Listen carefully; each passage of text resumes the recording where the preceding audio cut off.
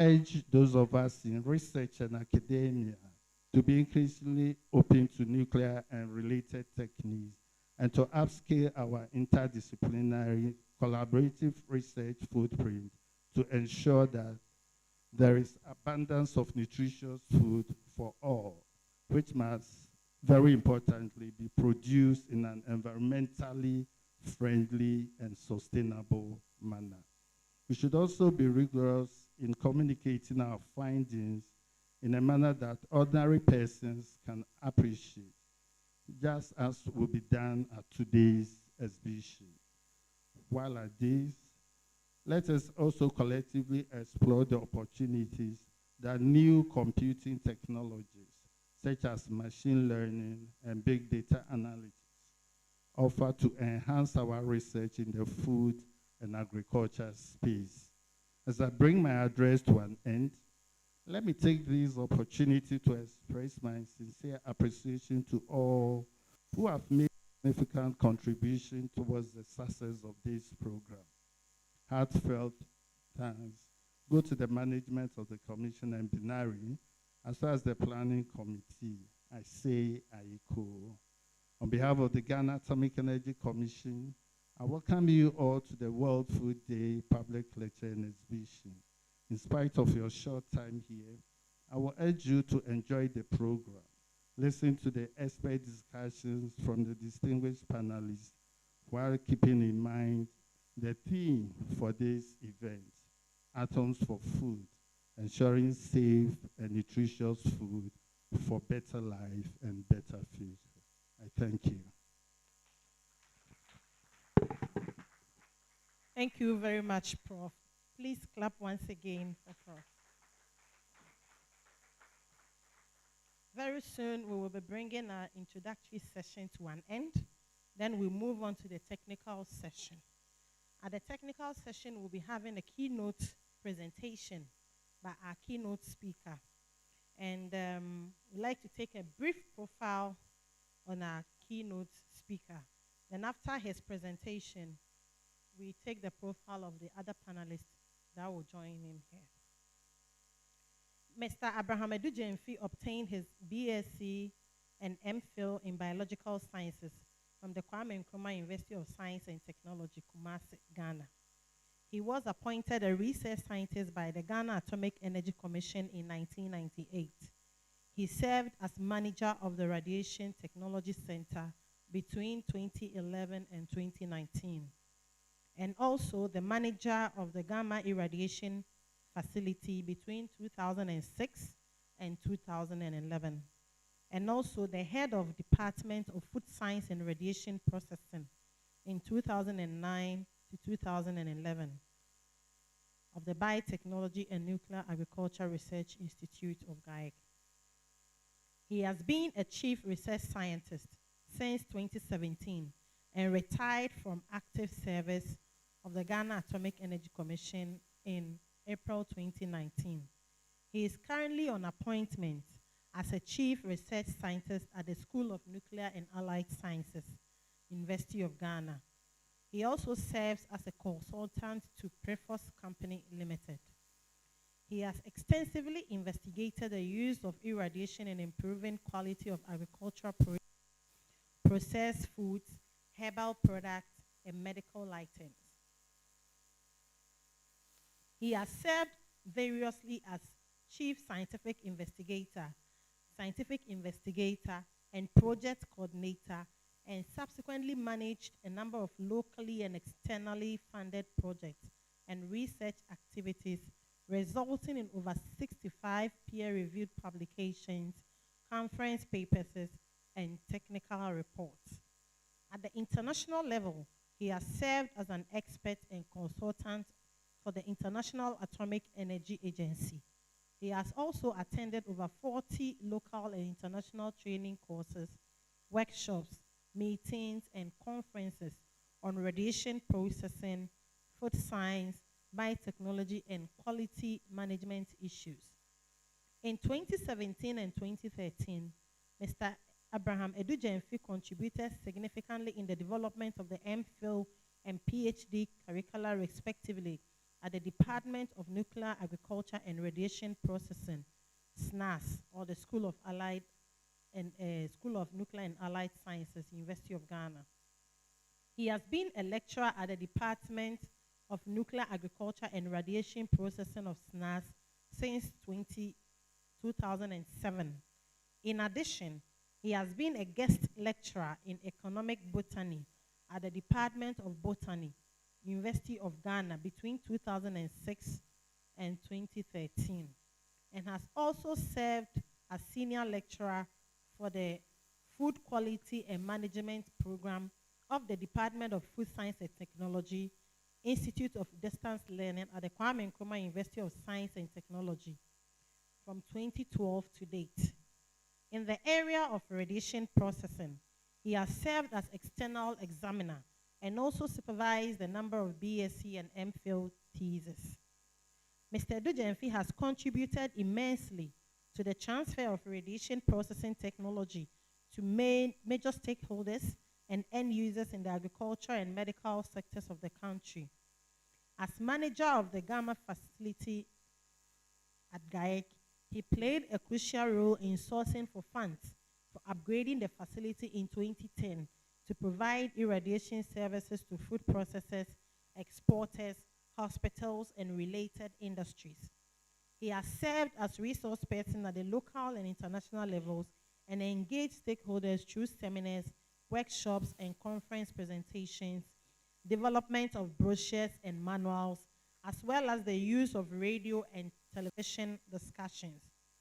The vision of Mr. Edudjemfi is to provide relevant data and related information through research to accelerate the ultimate adoption of radiation processing technology for post-harvest management of agricultural produce and enhance healthcare delivery. Ladies and gentlemen, I have the singular honor to introduce Mr. Abraham Edudjemfi, our keynote presenter for today.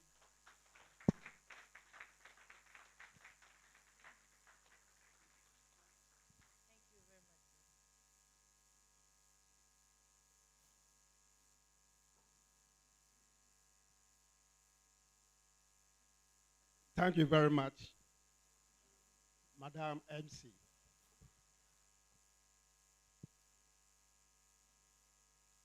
I'm honored with all the words you said about me. I thought you were going to summarize, then bring out a few, but you took your time to go through all that. I'm so grateful. The Director General, the chairperson for this morning's event, panel members, the Director of Binary, Deputy Director, and all colleagues gathered here. It's a privilege to come back and have this discussion with you. I want to call today's event more of a discussion because it is an ongoing event within our country. We need to, once in a while, come together and look at critical issues affecting our country as well as the globe.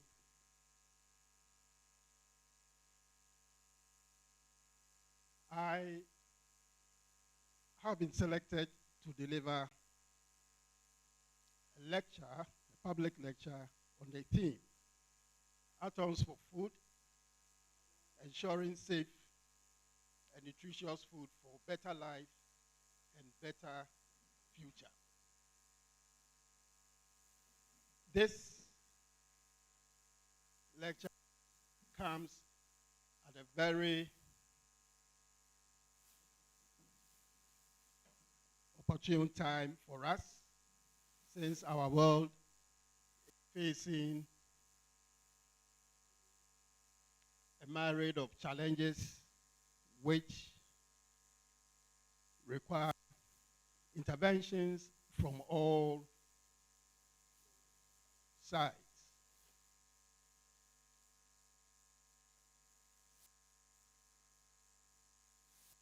So we have the opportunity to delve into theme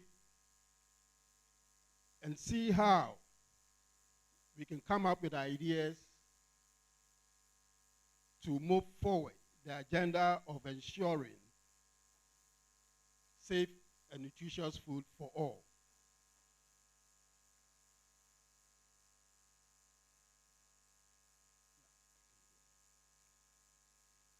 The order of my presentation will be as follows.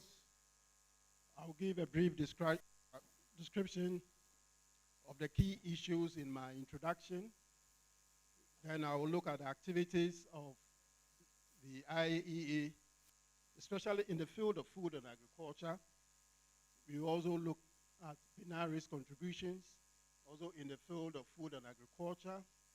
I will look at the challenges to agri-food systems, which is underpinning a lot of the crises that we are going through now as a world, as a country. We will also delve into the Atoms for Food initiative, look at how Ghana is leveraging the Atoms for Food initiative. Then we will look at two key stakeholders.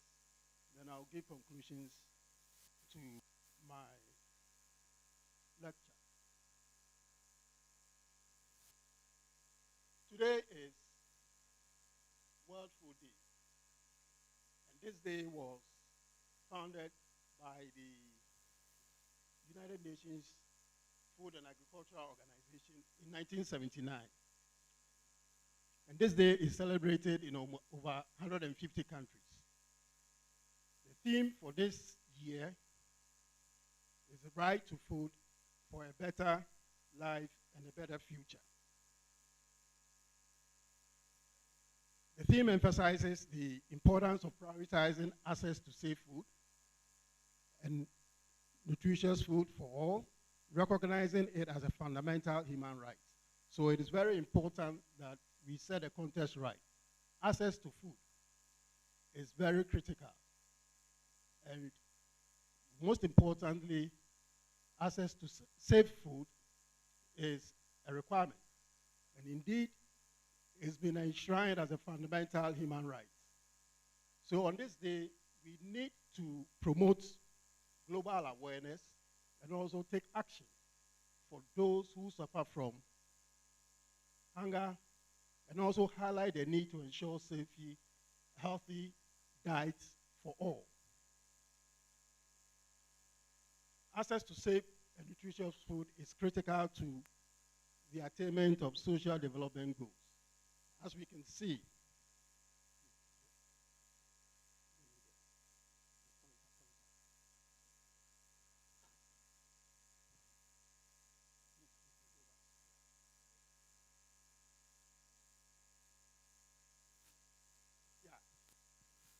so back to what I was saying.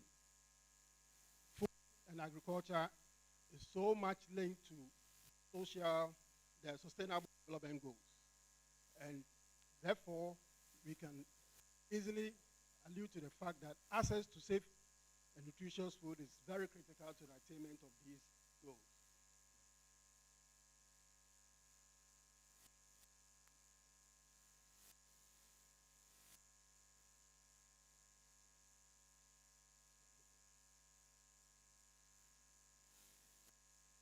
The reality of today's world is a bit different.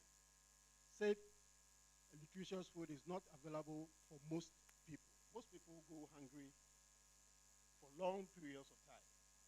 And there are a lot of statistics that you can come up with these days. Almost about 1 in 11 people in the world, which translates almost about 1 in 5 in Africa, suffers or is faced with serious hunger. The world is also falling significantly short of achieving the SDG 2, That is our zero hunger. And this is supposed to be by 2030. The world has been set back also by almost 15 years due to various crises, and the levels of undernourishment is now moving to those comparable to the period of 2008 and 2009. These were revealed in the reports by the UN agencies, the state of food security and nutrition in the world, outlined all these. And it paints a very gloomy picture of how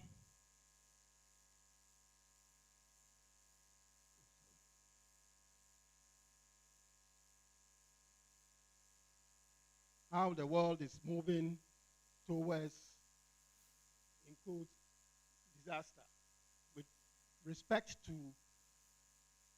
food security and nutrition. It is important to know that food safety, nutrition, and food security are linked. Anything which happens in one affects the other. So it is very, very important that whilst we talk about food security, we bear in mind that it is linked to issues of food safety and nutrition for all our people. An estimated 600 million people, this translates to about 1 in 10 in the world, fall ill after eating contaminated food. And this results in almost 420,000 people dying annually from consumption of unsafe food. Foodborne disease is from a number of sources: bacteria, parasites, chemicals, biohazards, and viruses. And this places a lot of strain on economies, and the burden of foodborne disease is very substantial.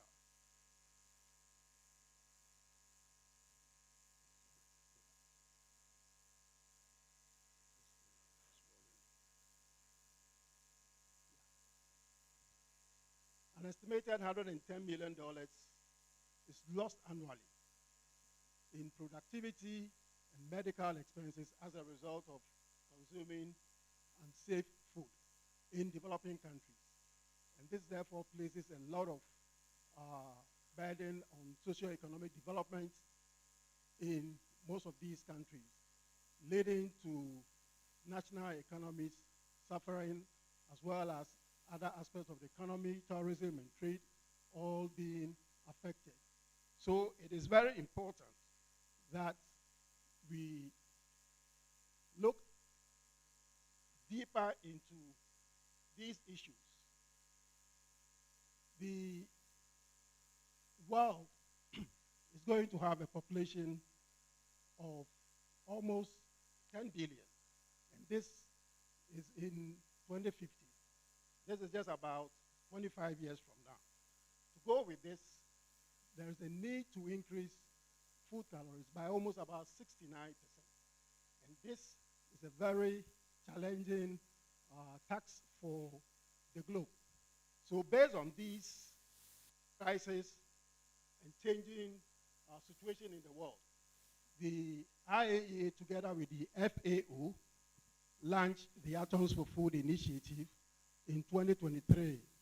And this comes after 60 years of the IAEA's activities. We are going to come back to this because this underpins the problem we are having in the world, the changing global systems arising out of the difficulties in the global food system. And this is a very, very tax which requires serious interventions from all sides to resolve.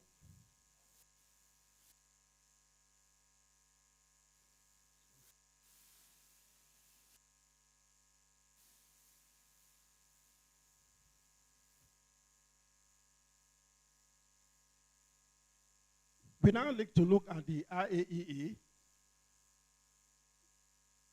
and examine its activities in relation to the sector of food and agriculture. The IAEA, as most of us already know, was formed in 1957. At that time, the catchphrase was atoms for peace, because the challenges in the world at that time were more due to wars, and the need to emphasize peace was very, very high on the agenda. So the formation of the IAEA was actually in that direction.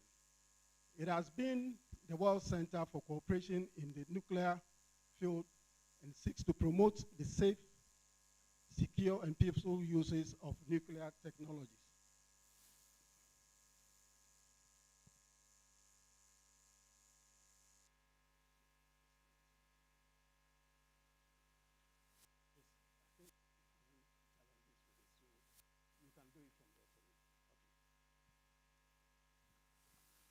The joint FAO IAEA Center for Nuclear Techniques in Food and Agriculture plays a crucial role in utilizing nuclear technologies to enhance global food security and sustainable agricultural development. The IAEA, together with the FAO, support more than 200 technical cooperation projects with an annual budget of over $14 million. And these projects deliver to countries technologies and capacities developed in more than 30 coordinated research projects, which are perpetually evolving. Over 400 research institutions and experimental stations cooperate in these CRPs.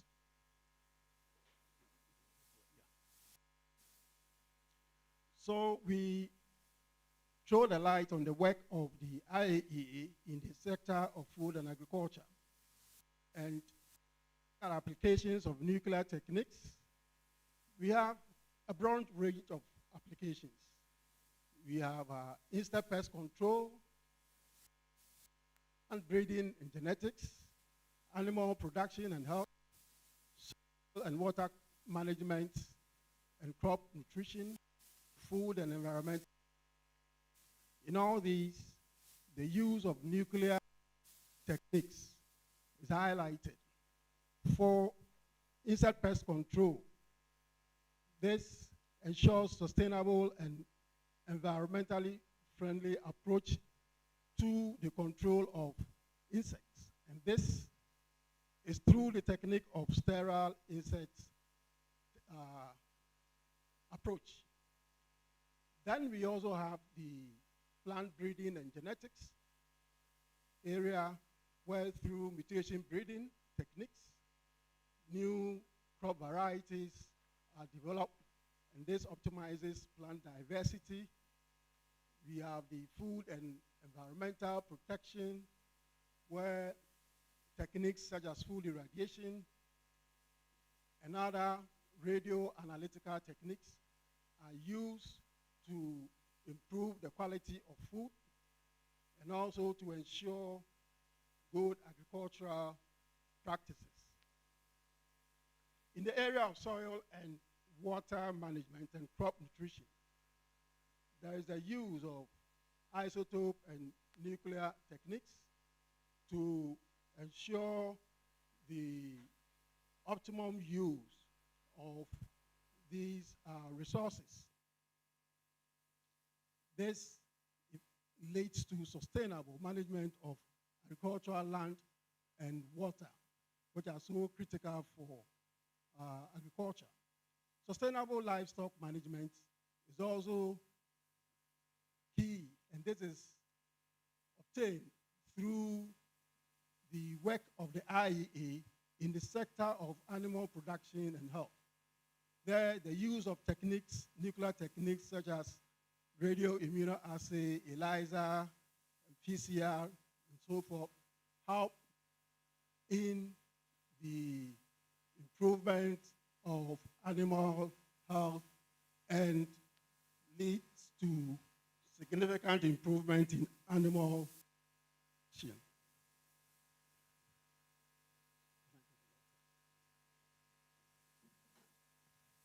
So at the sector of food and agriculture with reference to BINARI, the Biotechnology and Nuclear Agriculture Research Institute, which is the implementing institution for the IAEA's programs in Ghana.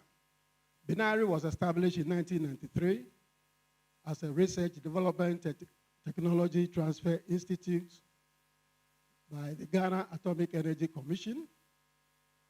The main objectives of BINARI to apply isotopes, ionizing radiation, and biotechnologies for increased agricultural and economic development of Ghana.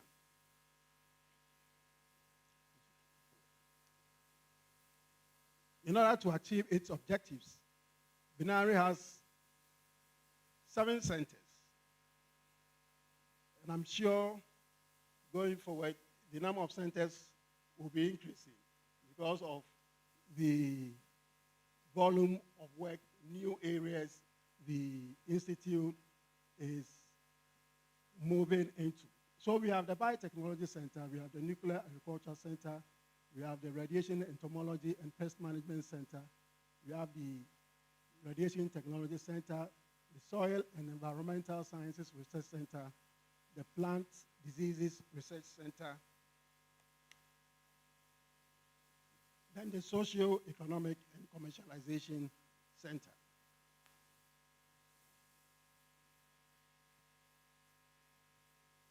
These centers are all tasked with carrying out the key areas of nuclear application for crop improvement, which is mutation breeding. The process is undertaken by exposing seeds or cuttings to radiation, and this usually brings about mutation, and through successive experiments, the desired mutation or traits are multiplied, and this leads to the creation of disease-resistant, drought, or salt-tolerant, and improved yield with respect to the plants. The institute uses plant tissue culture to multiply plantlets for farmers. These plantlets have got desired traits since most of them are disease-free. As we can see, we have tomatoes, work on tomatoes, improve cassava, and other products which have been generated through these activities of mutation breeding. Tissue culture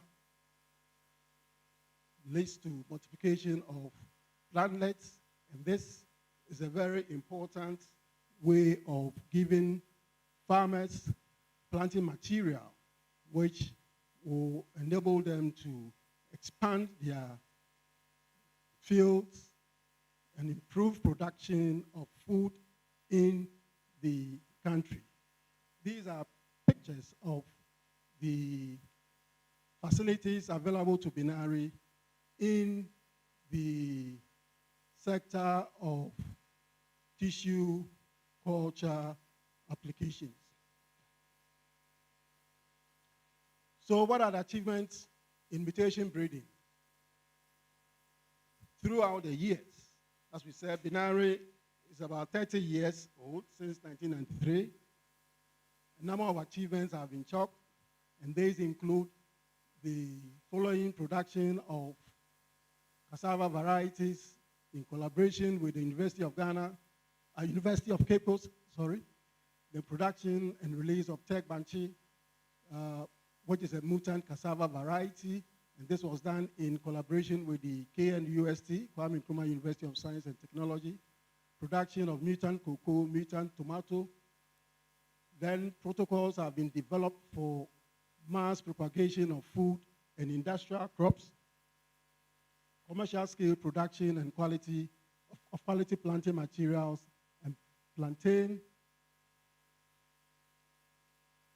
pineapple, sweet potato have all been produced, and these are available for sale to farmers. Ongoing activities at the center or in the area of mutation breeding involve development of cassava brown streak, disease tolerance in farmer-prepared cassava cultivars using nuclear techniques, as well as chemical mutagenesis, breeding soybeans for earliness, yield and oil content, shorter resistance, improving farmer preferred sodium varieties using physical mutagenesis, mass propagation of orchids, chrysanthemums, and tissue culture banana plantlets. There is also on-station multi-locational trials for cherry tomatoes and mutant cassava lines. In the area of insect control, Binary uses area-wide IPM with SIT components, that is insect pest management with a sterile insect technique component.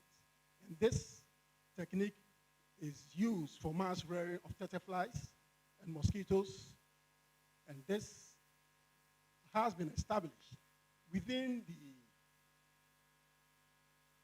center responsible for undertaking these activities.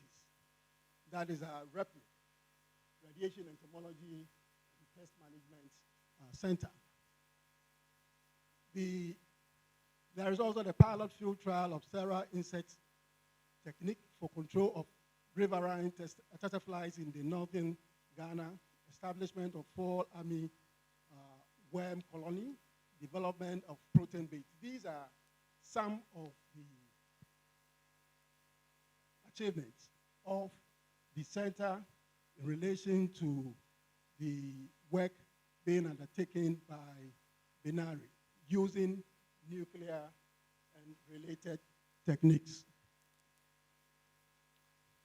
In the area of soil and water management, as well as crop nutrition, Binary has been undertaking work using NutriProbe to study water use efficiency and soil nutrient water management for crop rotation.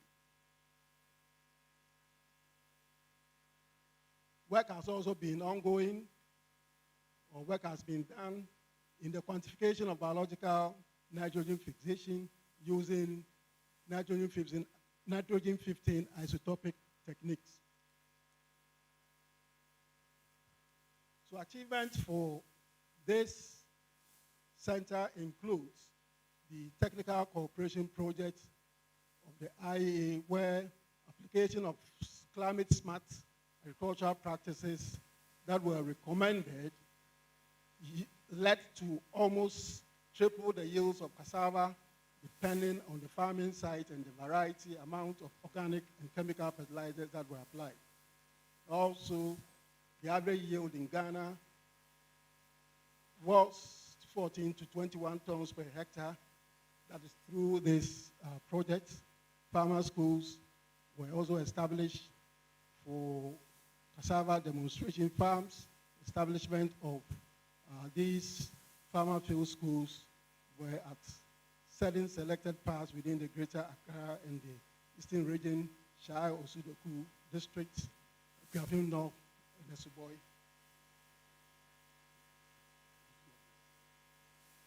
So these are pictures captured from the field for some of these activities.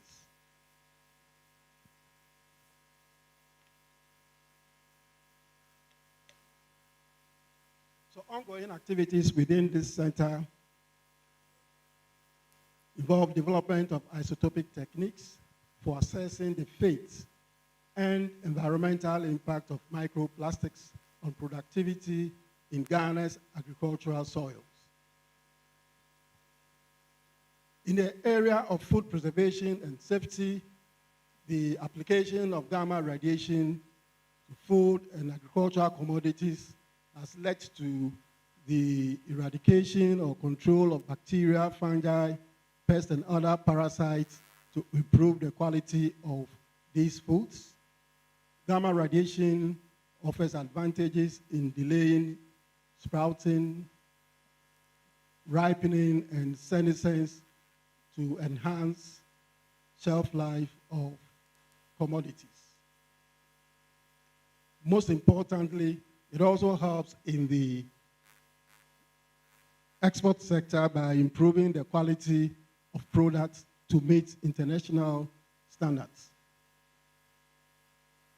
So studies done in the center using these techniques include reduction in mycotoxin levels of African nutmeg, microbiological quality and aflatoxin levels of sorghum grains have been the microbial quality and aflatoxin levels have been decreased due to the use of radiation. I think that is what it means. Then phytochemical profiling of sorghum grains have been done, enhancing the safety and quality of turmeric and cloves has also been done. Achievements in this area include determination of decontamination, microbial decontamination of dry cassava chips, then improving the hygienic and other quality properties of sorghum grains, African nutmeg powder, and cloves.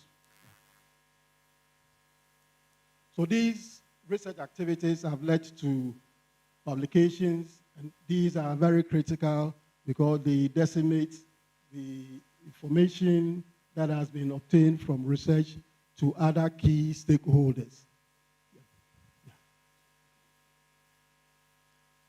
So ongoing activities within the sector presently is on enhancing safety and quality of turmeric powder and cloves using low energy electron beam, low energy X-ray, and gamma rays, a comparative study. So Binary, through its activities, have also talked a number of achievements. And these slides indicate the designation of the Institute as an international atomic energy agency's collaboration center for plant breeding and associated techniques for sustainable food and nutrition security in 2023. And this makes Binary the first collaborating center for plant breeding and genetics in Africa. This is a very laudable achievement, and I want to salute all who worked tirelessly to ensure this.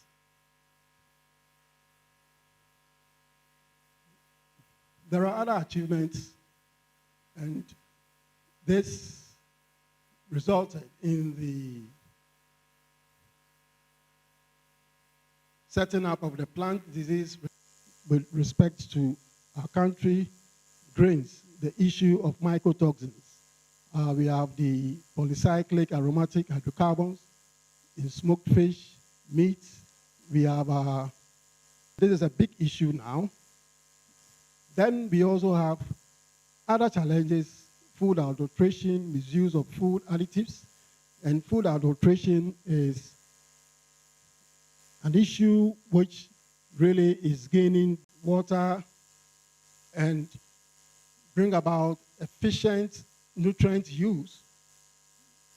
It will seek to reduce insect pests, then increase livestock productivity. Related to testing food for contamination, for its safety, and so forth. Then also, one key area is that of the reliable scientific data being generated for certain maximum residue levels and maximum limits for a range of chemical hazards, including veterinary drugs, pesticide residues, mycotoxins, and toxic metals. The third or the fourth is that of improved safety, improved food safety, legal policy and regulatory frameworks, and enhancing surveillance programs. So looking at these two, they are projects which have been carefully selected for Ghana to ensure that we are able to bring resilience in our food system. The key word is resilience. The food system should be able to withstand shocks. If not, then we are always going to get this challenge. So going forward, the agency is emphasizing that projects should be tailored to meet the country's needs, and resources should be used in a manner that will make the food systems, agri-food systems, resilient.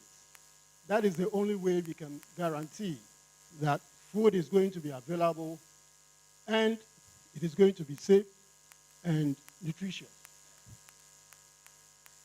So I would like to go through some recommendations that came up, and these recommendations are to governments, to research institutions, and also recommendations for the private sector. Because I thought these are key holders, strategic key stakeholders within the food systems of the country. So to the government, there are a number of recommendations. The first, which I want to highlight, there should be increased support for capacity building in provision of vital infrastructure for increased food production using improved crop varieties, new breeds, climate-smart techniques. So this is trying to bring out the need to embrace new technologies, the need to embrace new technologies for the country. My time is almost up, so I want to quickly go through. Then there is a need to restructure certain key players within the food and agricultural sector. I mentioned the National Food Buffer Stock Company and others to reflect emerging trends in food distribution and storage, and note challenges of the Planting for Food and Jobs program. So this recommendation comes in because when we look at the agri-food systems, the three components mainly plant food production, food distribution, and food consumption. The distribution is so key because it involves transportation, it involves processing, it involves storage. And that is where a lot of the challenges are coming in. Looking at the planting for food and jobs, I think we got to a time where the food was produced in the farming areas, but they were not getting to the centers where the food is needed. And this is due to challenges within the distribution network. And it is very important that we take a look at the setup of the National Food Buffer Stock Company to reflect new trends. They are not to just buy food and sell. They are to buy food, hold it, then release it at a time that is most appropriate. Yeah. Then we have the need to improve monitoring and surveillance activities in relation to food safety by enhancing decentralization of the regulatory agency. The Food and Drugs Board should be well represented at the regional level, and they should be seen to be working at the regional level, not just within the Greater Accra area and other big cities. The government should assist in the revision and harmonizing of the numerous food regulations and policies to ensure synergy. If you go through the food laws in the country, there are almost about 15 food laws. There are almost an equal number of food safety policies. Now, these will need to be harmonized so that there can be synergy, and this will lead to efficient use of resources. Strengthening educational and food safety consciousness of key stakeholders in the food system is also very important. The Consumer Association is the area which comes to mind. Then assisting academia, research and developing institutions and other stakeholders in the setting up of centers of excellence to generate reliable scientific data to assist regulatory bodies in development of standards and guidelines required to safeguard consumers and promote international trade. So this is also very key. The need to get data, reliable scientific data, is also very challenging. If you consider the activities of important agencies, they lack reliable data to make accurate decisions. For example, the Codex Alimentarius Commission is where a lot of this scientific data is needed to make critical decisions regarding safety of food.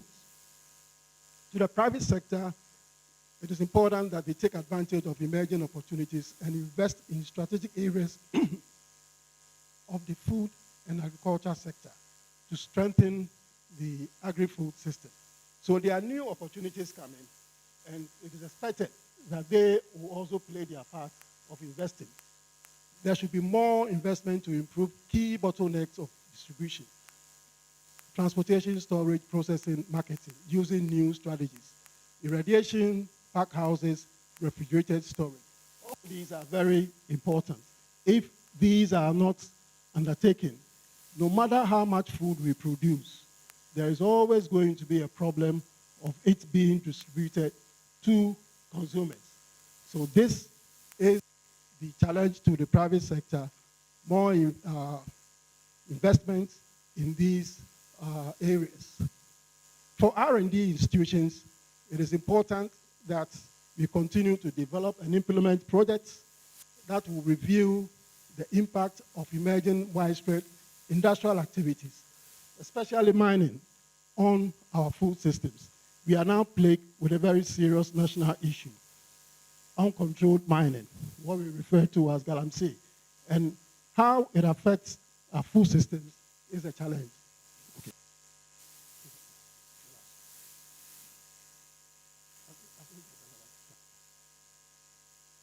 Yeah, so this initiative, that is Atoms for Food, offers countries the opportunity to address challenges in food systems to ensure safe and nutritious food being available to consumers. Ghana stands to gain from the initiative in terms of the participation of Binari on behalf of GAIC in these new projects seeking to improve food security and safety in Africa. So I have a few references which were useful for the preparation of the lecture.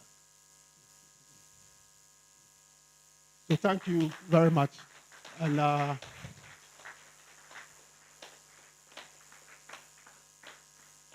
it's been a privilege giving this presentation.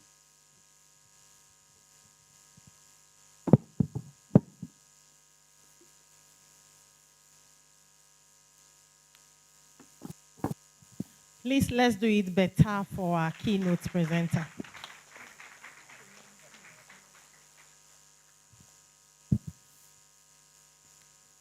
Please, you sit. Not go.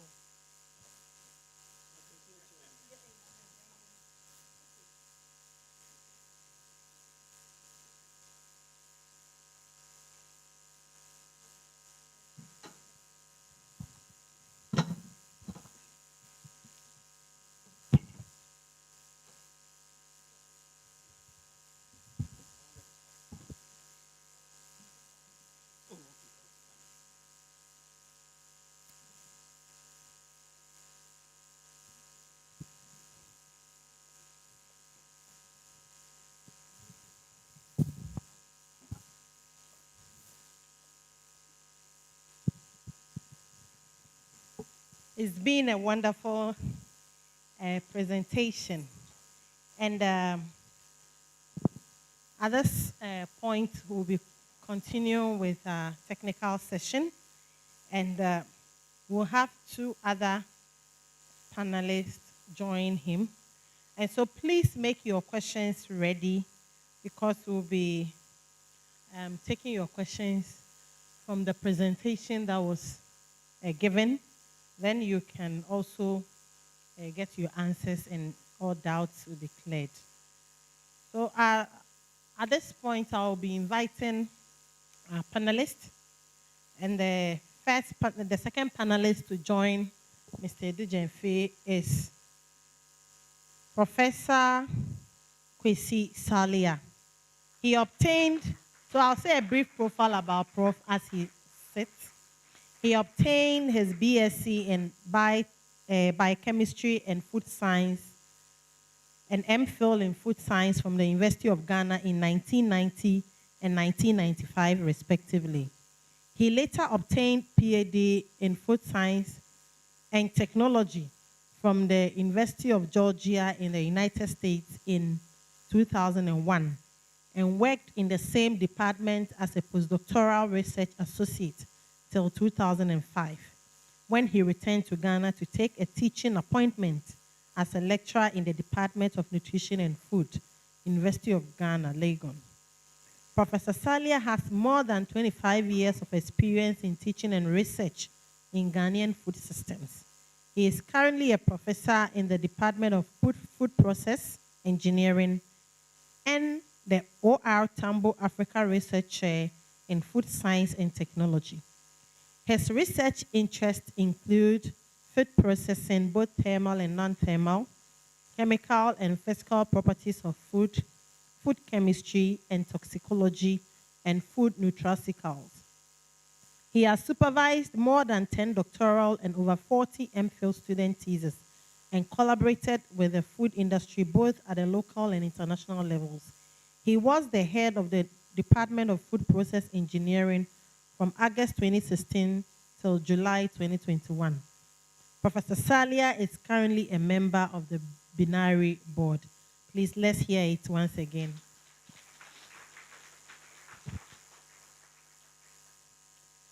Our next panelist to join Mr. Dujenfe and Professor Salia is Dr. Fidelis C.K. Oklu. Dr. Oklu is a trained food scientist and a radiation processing expert. He had a secondary education at the Bishop Herman College, Bando, in the Volta region of Ghana in 1993. He obtained his Bachelor of Science degree, Hons, and Master of Philosophy in Food Science from the University of Ghana, Legon, in 1999 and 2003, respectively. He obtained his Doctor of Philosophy in Food Science from the University of Pretoria, South Africa, in the year 2015. Dr. Oklu was first appointed as a research scientist at the Biotechnology and Nuclear Agriculture Research Institute of the Ghana Atomic Energy Commission in April 2006. He was promoted to the rank of Senior Research Scientist in July 2013, and then to the rank of Principal Research Scientist in November 2018. In October 2018, Dr. Oklu was appointed as the head of Department of Nuclear and Radiation Processing, School of Nuclear and Allied Sciences, University of Ghana, Atomic Campus. He was later appointed as the Deputy Director of Binary in January 2020. Dr. Oklu played an instrumental role in the development of curriculum for MPhil and PhD radiation processing courses at the SNAS, University of Ghana. He also serves as a faculty member at the Department of Agriculture and Radiation Processing from 2007 to date. Dr. Oklu is also a part-time lecturer at the Accra Technical University and the CSIR College of Science and Technology. He has been involved in a number of science-related and research activities in areas such as legumes, roots and tubers, cereals, etc., where he has been applying nuclear and related techniques. Dr. Oklu has implemented a number of funded projects in Binary, and has also been involved in supervising of students, examinations of thesis, and assessments for promotion, among others. His research activities culminated in a number of peer-reviewed scientific articles, conferences, and technical papers. Dr. Oklu's research interests and field include radiation processing technology, bioprocessing and fermentation, food processing and product development, food chemistry, food safety and quality, food biotechnology, and post-harvest management. His leisure interests include music. Dr. Oklu is married with 3 children, a son and 2 daughters. Let's hear it once again for Dr. Oklu and his family.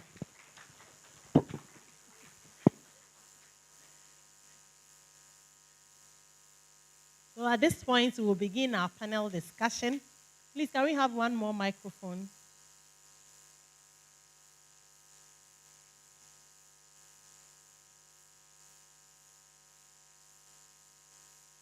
I'd like to welcome our panelists for today's discussion. The topic or the theme is Atoms for Food, ensuring safe and nutritious food for better life and better future. And Mr. Dujan has given us a long presentation of atoms for food, ensuring safe and nutritious food for better life and better future. I'll hand over the microphone to Professor Salia to also give us his view on this theme for today.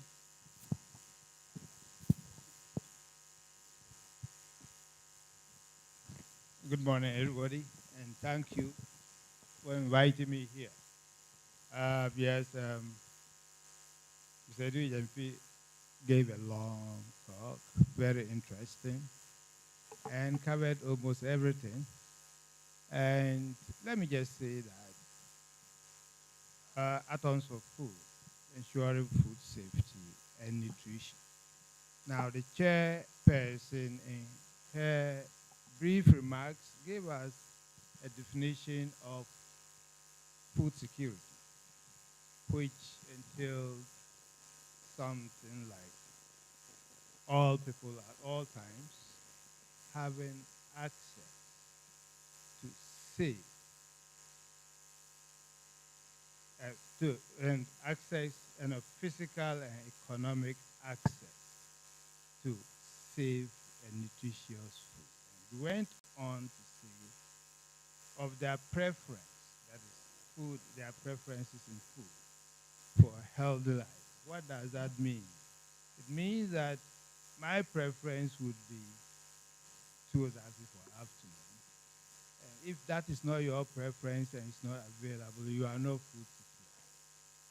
It also means that if I have food, no matter how good it looks, but if there are some hazards in that food, it's not nutritious because you are not going to have access even to eat it. If everything is there and you cannot buy as you go out, there are a number of people walking around, they see the food but they cannot buy, they are not food secure. It means there's food insecurity. I can go on and on. A few weeks ago, they said there was drought. Can you all hear me? Now, a few weeks ago, they said there was drought. The Agric Minister said, shut down all the borders, let no grain go out. That just tells us that we are also not food secure. Just one small incident, and you are shutting down our borders. It means we are not food secure. Anyway, so coming to all this, and in reference to what he said, now, Atoms for Food provides us with an opportunity not only to produce a wide variety of food, as we said, variability is important in nutrition, but it also provides us an opportunity to stop food waste and food loss. Due to radiation, we can protect our food from hazards, microbial hazards. We can also protect the food from insect hazards when he talked about sterile insect technologies. We can protect the food from mycotoxins when he talked about aflatoxins and all that using radiations. Now he said most of the radiation he was talking about, I think it was radiation cobalt. He didn't mention that, but that's what I guess. He also gave an alternative radiation, which was, he said, low beam, low electron beam radiation. So these are technologies we can hold on to, especially that the cobalt one is getting weak from my discussions with people here. And the low electron beam is the one that is coming on top. Somebody told me low electron beam and your cobalt radiation is like comparing the old-time rotary phone to your current smartphone. That is how you can compare. I don't know if you get the point I'm making here. So it's more advanced and it's far, far less risky. So if we can do that and expand the use, and I believe that if we can go on that tangent and increase the use of it, eventually, right now it's expensive, but I'm told that the costs are coming down because of the uptake of low electron beam. So that will give us what we talk about as radiation, using radiations to protect our food. The other thing I want to, unless maybe I'm out of time, I can continue. Okay, we'll come back. If you give an old professor a mic, know, you will come back. Slowly, but he will. Thank you so much. We'll come back. We are trying to build up the conversation and the discussion. So, Dr. Oklu,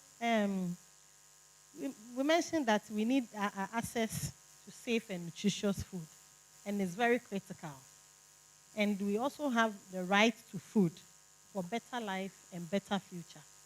So how do we consider our food insecurity system as we having the right to better food? Because we are food insecure. So how does our right comes in at this point? Okay, thank you for the wonderful question. So right to food, yes, it's our human right, natural fact, to have access to food.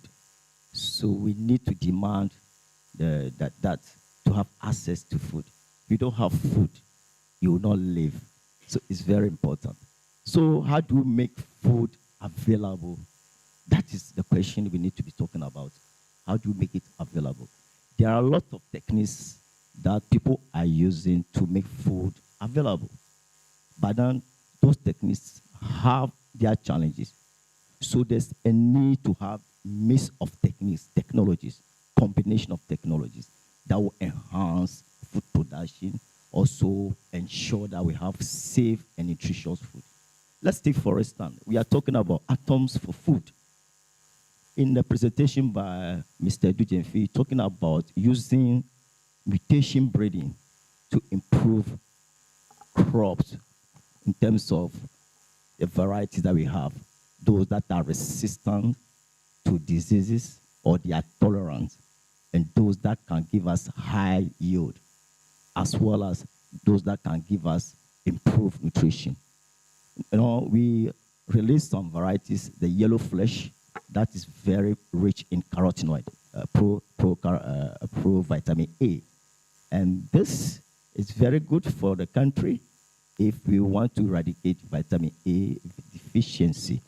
So by using nucleic techniques, we are able to improve varieties that are resilient, varieties that can withstand the climate change that we are talking about. Because day in, day out, we are destroying our environment, and the greenhouse are even resulting in the climate change that we are talking about, the drought situation, the rainfall pattern has changed. So if you have crops that have been improved, that can withstand this weather condition, that will help us to make food available to all of us. So it's very important that we involve various aspects of techniques, technologies to make food available so that we can have the right to access those food. Thank you very much. Thank you very much. So this one goes to Mr. Dujenfi. In the presentation, we are looking at atoms for food. And here we belong to atomic energy, when even the layperson who passed by atomic energy is afraid that we are producing missiles and bombs there. Now you are going to put the atom in the food. So how do we help a layperson watching us online to understand that this atom for food is here to help our food systems or agri-food systems? Yeah, thank you for the question. I think this borders on the issue of safety of irradiated food. Safety of irradiated foods. Now, with the safety, I think a lot of work, a lot of data is available to prove the safety of the process.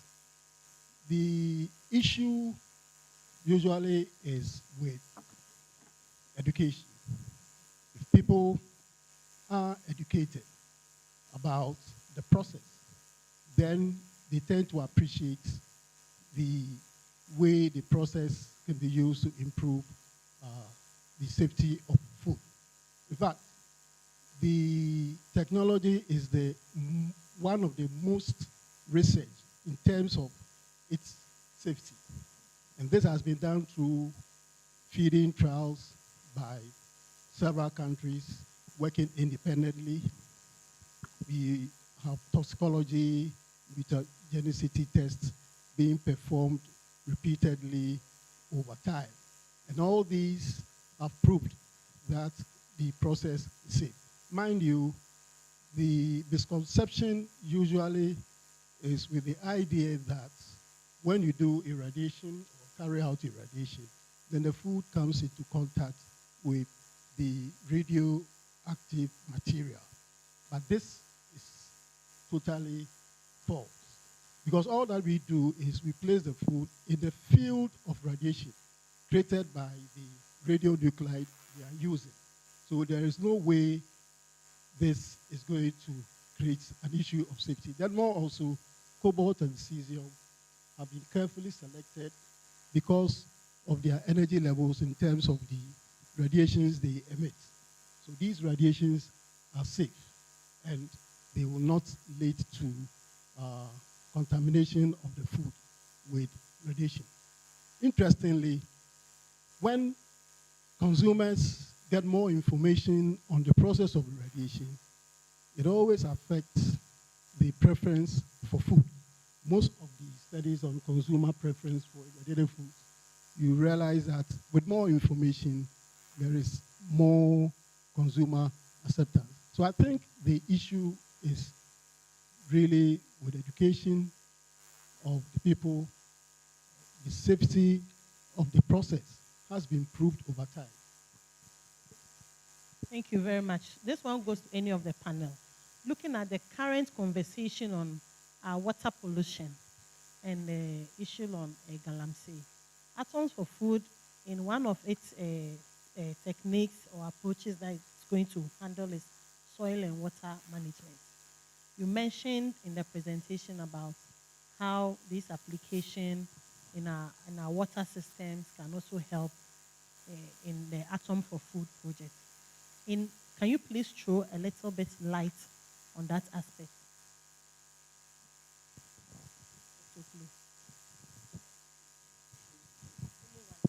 You can say something. Yeah, I can say something on this. Yeah, the challenge we face as a country now is uncontrolled mining. And this has taken huge dimensions in recent years. And when you look at these activities, they use various chemicals. These chemicals can get into the food chain. It may take time. It may take years. But definitely once these get into the soil, with time, they will start appearing in the food, and it's going to give us a lot of challenges domestically as well as at the international level, where most of our exported products will have traces of some of these chemicals. So it's a big issue now. And looking at this initiative that we have, the connection is that we can get better ways of monitoring, better ways of testing these soils, and this will allow us to make informed decisions in terms of policy and actions to be taken to ensure that food remains safe in the country. Because you need testing, you need techniques. Most of these techniques that are coming on board are nuclear-related techniques to give you better analysis of the environmental pollutants, their levels, and what we need to do to really bring them down and make food safe within the country. Thank you. Please, any addition? I think Mr. DJV has said it all. Just want to add that, you see, some of the farmers also use this polluted water to irrigate their farms. And vegetables that are sold to us, when you buy such vegetable contaminated with mercury and other hazard, very harmful. So the use of nuclear techniques, radio or stable isotope techniques to check and to test some of these things is very relevant. So I think we are able to do that once you have the facility, and but that doesn't mean that we should continue to pollute our water bodies. We need to refrain from polluting our water bodies so that we can have access to clean water for irrigation. Because irrigation water also has some quality. We don't just use any water to irrigate your farm. Thank you very much. Thank you. Please, at this point, I'll be coming to you. If you have any question based on the presentation, anything, any doubts that you want to clear, kindly raise your hands. I will come to you. You ask your questions, then the panelists can answer for you. Please, you mention your name and for record purposes. Thank you.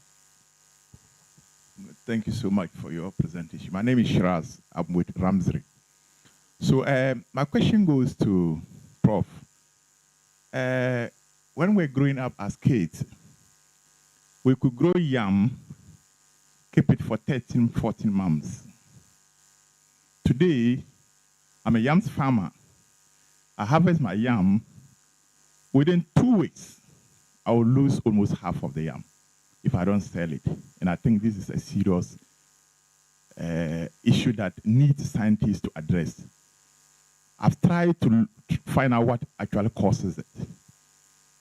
And even though it's a suspicion, but I think it's basically based on the application of some chemicals that we use to sort of weeding the farms. We use agrochemicals to weed the farm. And then in the process, I'm sure tubers absorb these chemicals. What do you think, as farmers like me, we can do to help improve that process, even though I'm aware that the use of these agrochemicals cannot be solved? It cannot be solved. If you want to say it will be solved, it is impossible. Because almost all where I come from, almost every single farm, it is being used. Thank you. Next question. We'll take 3, then.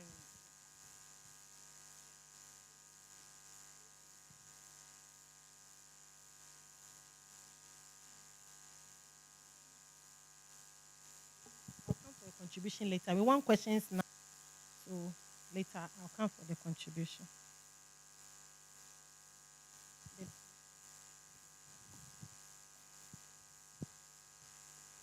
Thank you very much.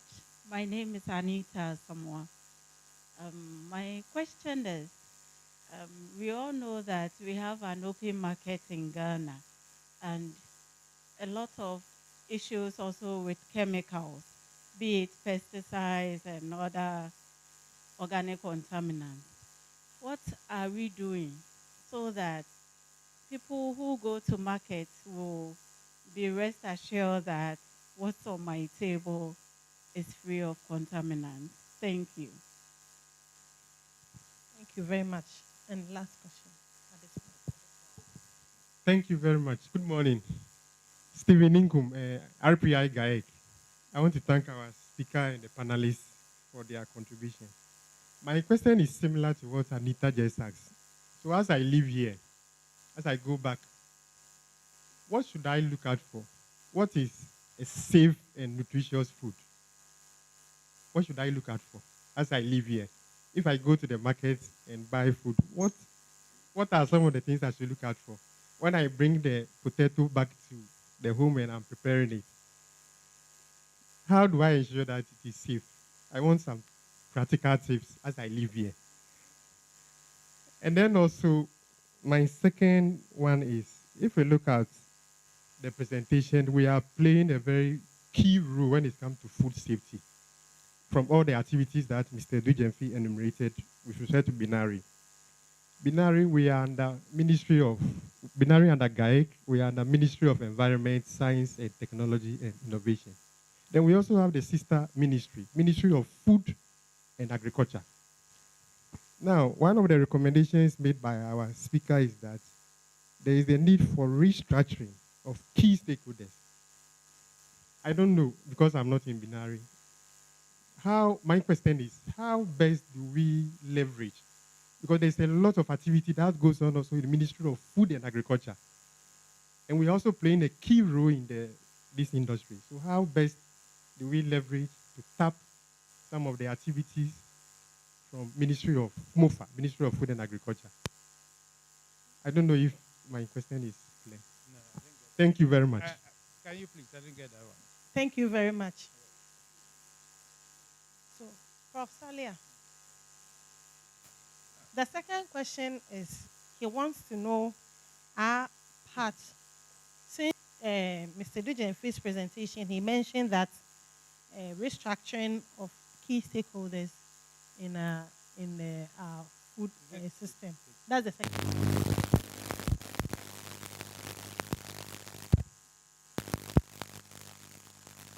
The first question.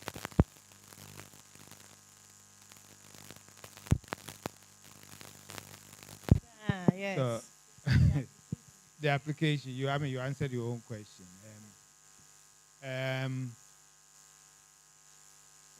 If you go to the yam farming areas, all they do now is use chemicals, and if you go to Panda area and all that, all they do is nobody is there to weed and raise the mounds the way it used to be done.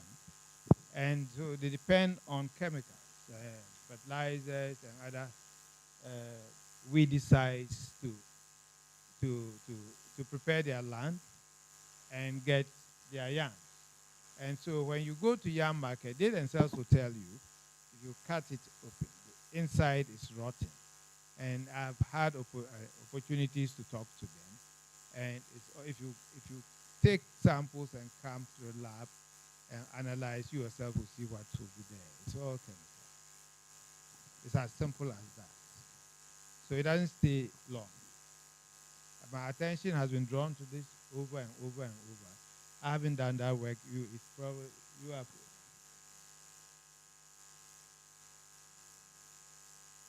No, he's asking if you apply, you can. No. Yeah, when it comes to yam in this context, radiation cannot solve the problem. With yams, radiation can inhibit sprouting. Yes, sprouting, and it will not tackle such issues. I think some years back, we even did a presentation to yam growers, and the following week, they all trooped to the facility because their challenge was the yam gets rotten when they're exporting. And we told them that with that, we can't, because what we normally will insist that the yam should be properly cured. Then when it comes to the facility, we can irradiate, and it will give you inhibition of sprouting, which will allow you maybe about 3 months extra to store the yams. But for rotting, no. So the second question has to do with the open market we operate in Ghana. So we've had all these presentations, and she goes to the market, and the things that she buy from the market, she doesn't even know how uh, they were handled. What does she do? Even in the presentation, So, of food this question is adulteration from and all Dr. Anita Samoa. Yes. So it's just telling us that the regulatory authorities have to sit up because they are supposed to make sure safe food are sold in the market. As for the consumer, it doesn't have any apparatus, no system to check. But the authorities have to ensure that the food that are being sold, either in the supermarket or open market, are safe. So we have to make sure that our authorities, food and drug authorities, and possibly Ghana Standard, they can work together to ensure that what we have in the market are safe. Once a while, do random check, pick samples, analyze, and make recommendation, and train the people, the farmers, the processors, and also the buyers. Train them what to look for. If that is just in the open market, not covered, you know what can happen to that particular food. If it is well packaged, you know that this one, at least, it is well packaged. So you are somehow safe. But then, as a consumer, also, you must look on the package, the expiring date, or best before. It's very important. If you are going to the market, you don't look at that. Then you are doing harm to yourself. Some of the products in the market have expired. So you have to ensure that you read the label and see the expiry date or best before date. So yes, let's ensure that regulatory authorities do their job.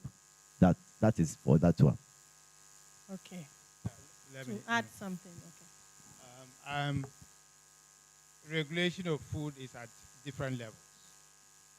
Packaged foods with labels, that is where they will have to go through standards, regulations, and all that.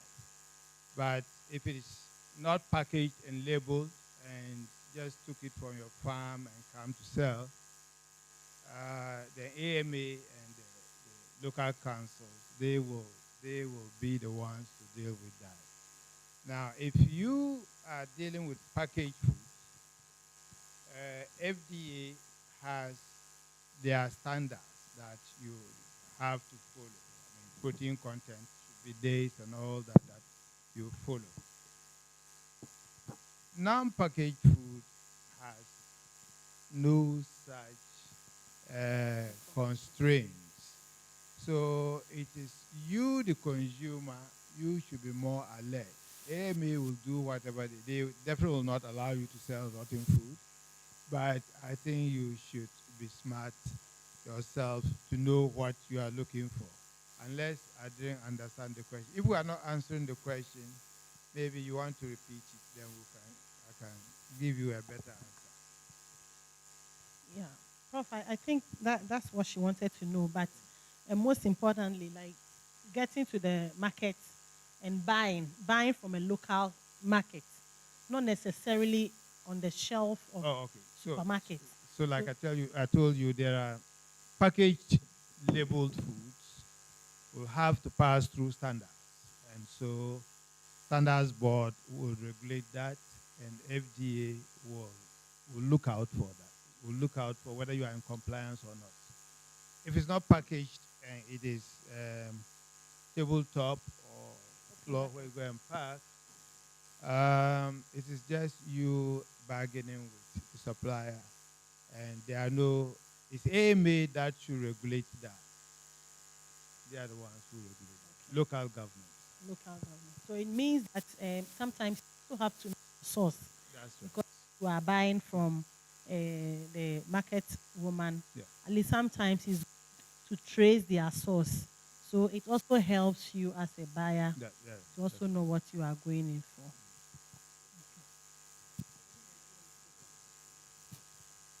So I think the issue also touches on market surveillance.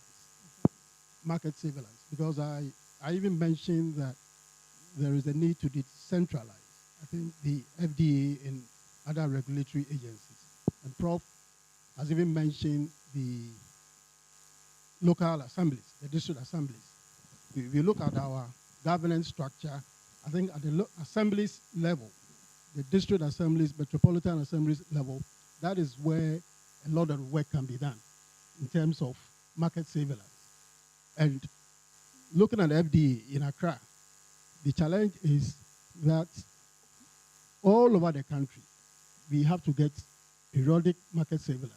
When people know that the regulators will be coming around from time to time, then they are forced to comply with some of these things. But I'm sure the challenge will be resourcing certain these areas. Okay, so please don't hold on. Yes, the question goes to DJ Fee on how, in your recommendation, you mentioned that they need to restructure the key stakeholders in decisions when it comes to issues related to our agri-food systems. And he mentioned that we are doing the same work, MESTI, alongside with our sister ministry, that is MOFA. So how then do we come together and make sure that we are amalgamated and we are on the same path, so that we are in line with all that we are doing? Not that MESTI is doing its own, MOFA is doing its own. We are doing the same thing at different times, but there's some kind of uniformity. Yeah, this issue, I think, cuts across most of the regulatory agencies that we have.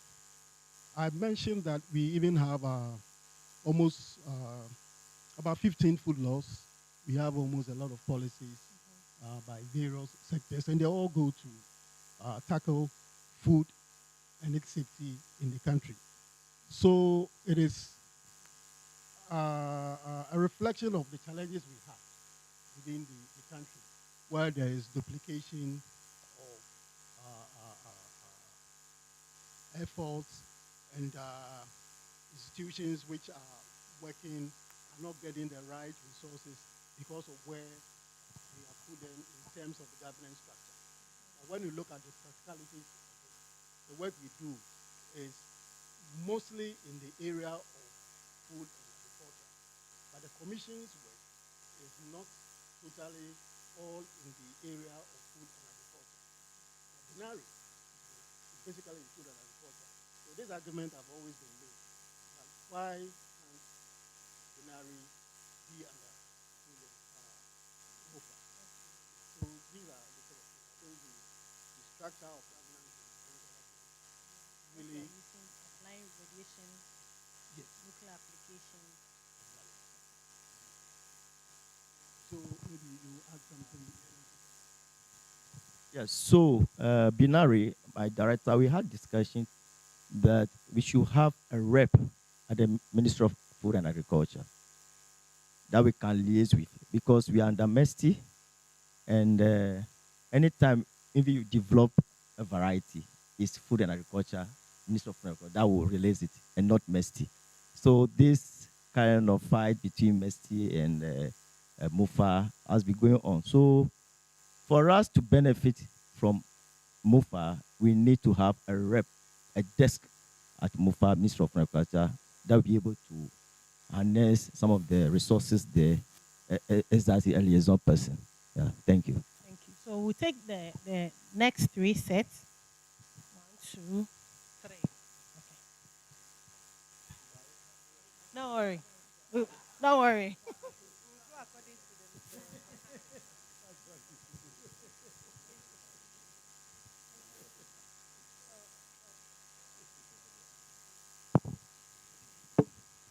Hello, good morning. Briefly or shortly ago, the issue of product rotting was discussed. Now, the problem we have with managing our food or food system is that we normally do not pay attention to how we manage post-harvest losses. All our attention appears to be geared towards field problems. Then, once we harvest, we become vulnerable. Now, the issue of rot is a matter of research. And a lot of the problems we have, it should be resolved through research. Now, why will a product rot? It's a biochemical process. Biochemical processes have genetic basis or backgrounds to them. So maybe you have yam rotting. It's just because the post-harvest fungi that will attack the yam has certain receptors, etc., which are all genetic based. So once we pump money into research, give a few years, we'll get solutions to all this. This is not just an issue of yam rotting. We have maize that is harvested rot, tomato rot, onion, etc. So the direction is research, research, and research. Let's find the money. And then this issue of always research money coming from outside, if it continues, I mean, we'll continue to lose our direction in this way. Thank you. Thank you very much. Yeah, I think I've experienced not tomatoes, plantain abroad that were green for a very long time. And so you are right. Research can give you extended shelf life of products. Good afternoon. I'm Theodosia from Ramsray. So, food security or food systems, we are talking about from production through processing all the way. And some of the issues we identify or we are discussing here actually start from production. So we need to work more with the Ministry of Agric, as has been already mentioned. They are Agric extension officers. People need to be educated. Our farmers need to be educated. If you are applying fertilizer, your pesticides, you need to know the quantity and the timing, because if you're harvesting, there's a time between application and harvesting.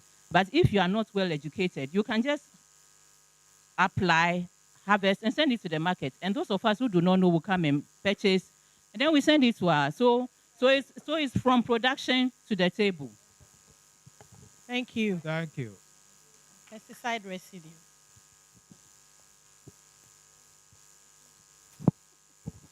Thank you very much. Good afternoon. My name is Kwesi Anderson. I have a couple of questions. The first one is, in terms of, they're actually linked. They are linked. They are linked because there's an issue of regulation. And then, okay, so one, under which regulatory authority does this whole radiation process comes under? Is it FDA, is it GSA? And in terms of certification, where does it come? That is one. Two, what is the level of, if you take Ghana, what is the level of acceptance, but in terms of percentage products that are radiated, in terms of take the whole country, what is the percentage of food or product that is radiated in the country? And in terms of cost, how expensive is it, this whole thing? If I'm a farmer, I want my product radiated, how expensive? What are the processes? What do I need to do? And then how is this going to sort out the issue of glut? So you go to our market, tomatoes have been mentioned. In fact, these days, our women prefer the tomato from Burkina, which I find it rather interesting because it's a landlocked area. And they tell you ours is watery, it's bulky, all sort of reasons. So how is this technology going to sort out this issue of glut? And then in terms of policy, again, it comes back to, in terms of government direction and focus, if this thing is really the way I've seen it, it works, why is the government not taking action? Thank you. Thank you very much. So, Dr. Oklu, Prof. Yes, Salia. so let me start and others can come in. So with the first one, regulatory. For the facility, is regulated by National Regulatory Authority, NRA. That's the facility. But when we talk about the food, we have food standard for irradiated food. And that has to be regulated by FDA. The standard was set by Ghana Standard Authority. So FDA has to regulate that. So I hope I'm clear there. Now, in terms of glut and other things, what the irradiation can do, irradiation cannot do everything. It's not a panacea for everything. So there are things that you can use, other techniques that are already in the system. So for tomatoes like this, there are two ways. Now you want to have tomatoes that have a lot of flesh. We can use mutation breeding or other genetic manipulation to have that kind of tomatoes. Then secondly, you're having a glut. What can you do? You need to process that tomatoes. So there are various ways of processing tomatoes. Either you want to can it, or you want to produce a powder from it, or produce other products from that tomatoes. So there's a need to involve the stakeholders in this. The ways, Ghanaians like fresh. They want fresh tomatoes. So how do we get that fresh? It may not be fresh. You may store some in the freezer, yes, but it will still never be the same. The texture will never be the same. So you can store some in the freezer. You can can some. When you go outside, you see tomatoes in can. Yes. So yeah, these are things that we need to promote, processing techniques that we need to promote. Irradiation can play its role, but not totally. Okay. The third one is about to know the percentage. A percentage of radiated food that Ghana so far. Okay. Even though it's allowed to irradiate food in Ghana, because not everybody is like prefer irradiated food because of some negative. Yes. So we have been doing this for several years. People bring samples to irradiate usually for export. For the local markets, we don't see much of that unless it's imported. Spices irradiated from outside are imported to this country. But then, for us farmers, utilizing the facility we have here is really limited. I can say 5 to 10% utilization. Mm-hmm. Yeah, not much, or even less. Yeah. Thank you very much. Okay. Any addition then? We take our final set. I already have the final set ready.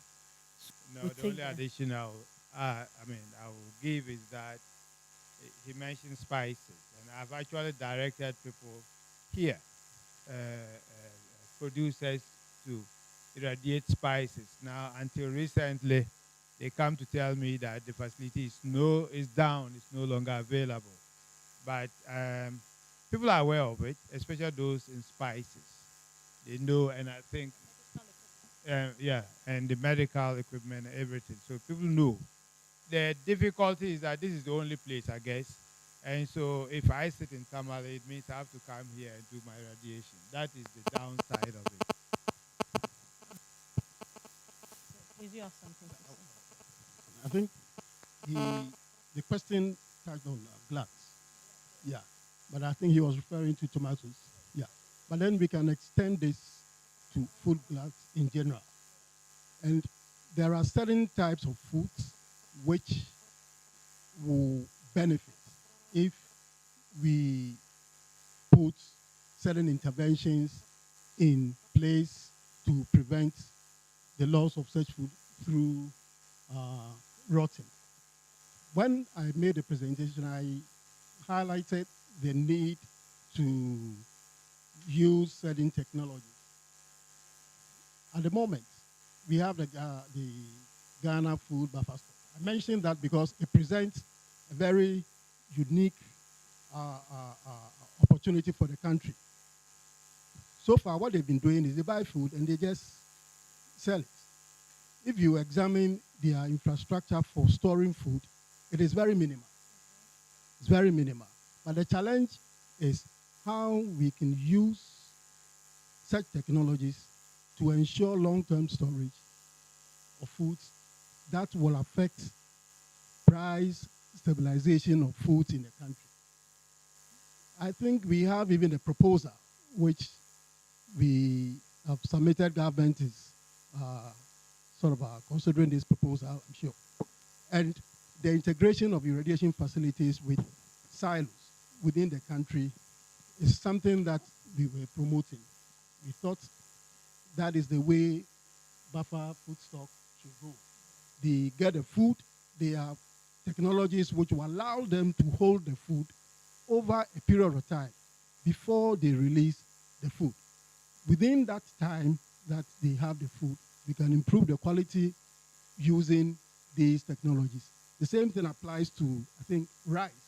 There was a time we had a discussion on rice with the director, and you realize that rice, almost about 70% of the rice in the country ends up in Accra. In Accra, and they hold the rice here because of the market in Accra. While the rice is being held for good market, we can leverage technologies that can improve the quality of the rice for long-term storage. You buy most of these rice within a very short time. For 6 months, most of them start showing signs of infestation. Yeah, because of all these challenges. So this is an opportunity we have. We can get these technologies into the distribution sector. We know that link between production and consumption, that is the weakest link. And that is what is affecting the whole sector so terribly. Thank you very much. So we'll have a final, yes, I'm coming. I'm going to him. We'll have our final set.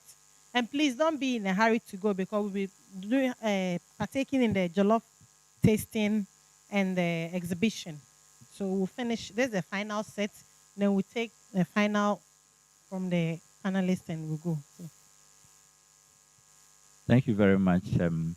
Moderator, my name is Michael Osai. I'm the director for Binari.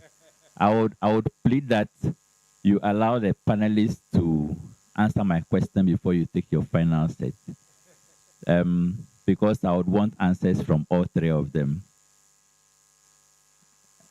You may have alluded to some of the answers to my question in your various submissions, but I want this emphasized for us. Binari is rising. Binari is hungry to make bigger impact on our food systems. You have your own perspectives. The keynote speaker have made a presentation, beautiful presentation, touching on very key areas of the work that we do here in Binari and what we do with our major collaborators like the International Atomic Energy Agency and others. Looking back, somebody who has worked with Binari for Mr. Dujenfi, looking back, what do you think we must do to be able to make that needed impact on the Ghanaian food, agriculture and food systems? And for Professor Salia, as somebody who is looking at Binari from outside, what recommendations will you make to us? And for Dr. Oklu, as one who is inside, looking at things from the inside, what recommendations will you make for Binari to make that needed impact? Thank you. Okay, so Mr. Dujenfi, please. Question.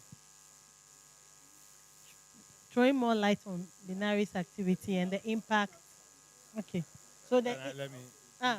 So this is the outside recommendation.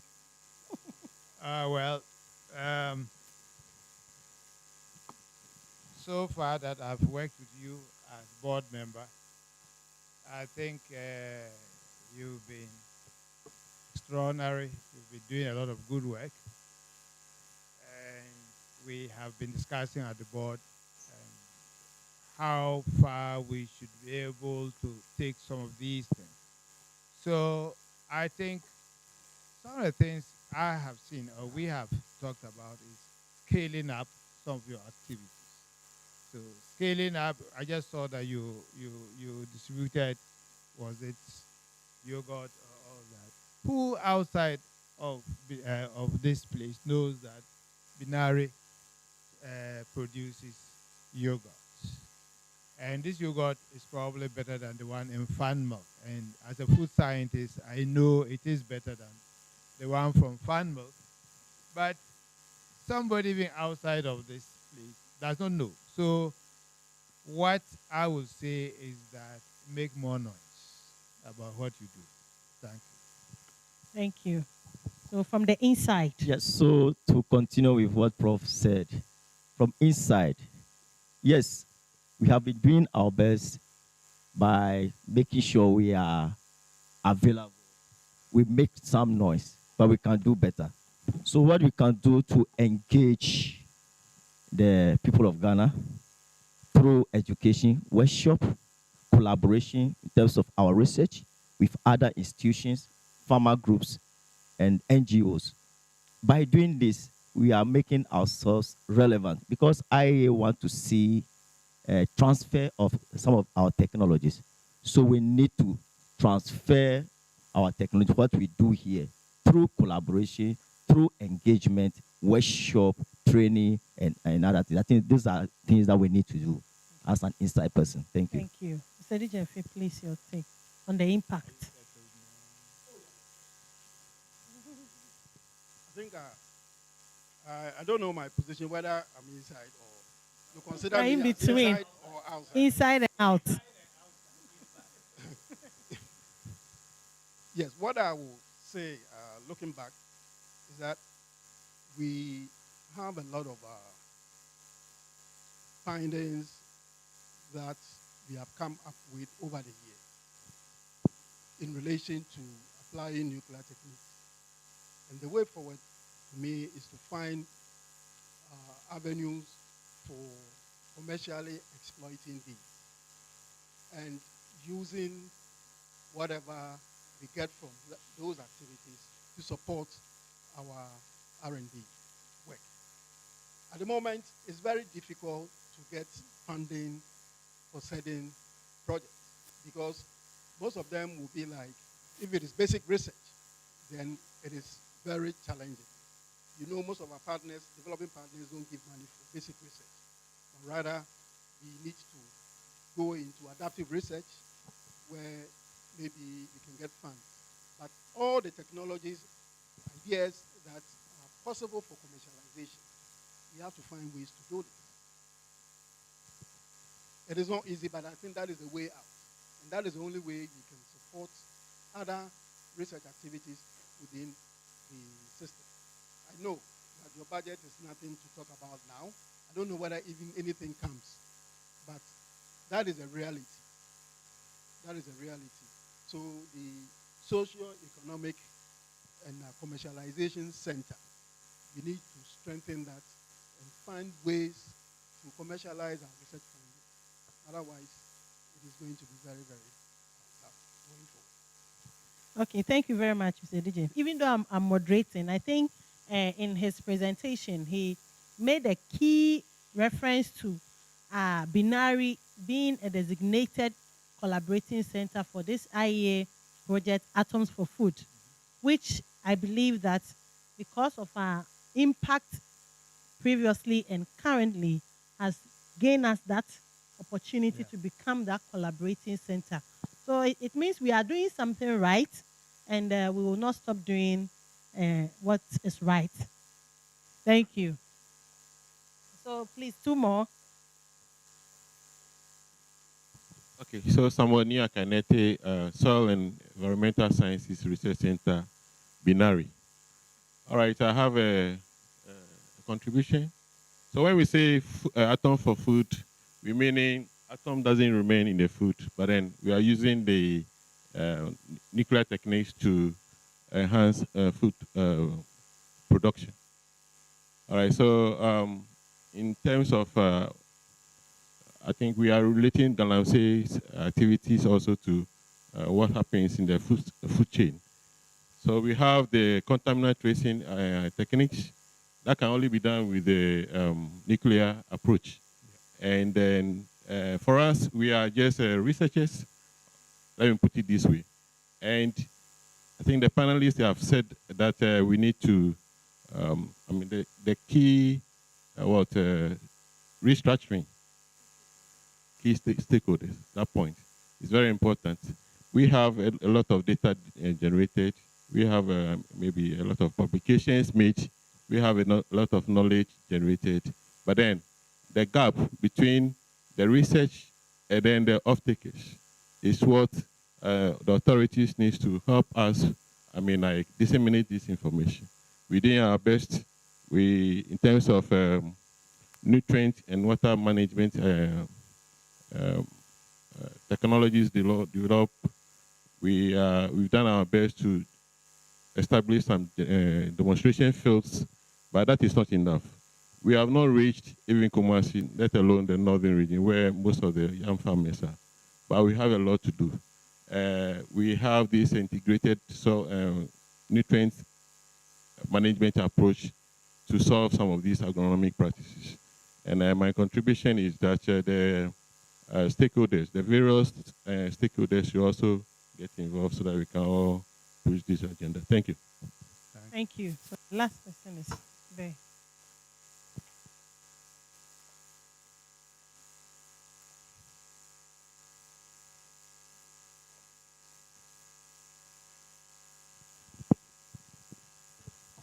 Okay. My name is Ernest. I work with the Daily Graphic. This question is to all three of you, please. You know, lately our markets have been flooded with GMOs, genetically modified organisms. How do we know? And you know, growing up, we were taught to eat organic foods only. My question is, are GMOs safe for us? And why are we encouraging GMOs if they are not safe? Thank you. Thank you very much. Um, So, Prof. Salia, please. okay. So the questioner, how do we even know that there's GMO in your market? GMO is out of the presentation. I would have said no to this, but It's okay. It's okay. How do because we know we are working it on is in the market? How do you tell a GMO tomato from a from an organic tomato, as you put it? GMO? No. Have you seen any of the GMO products on the market?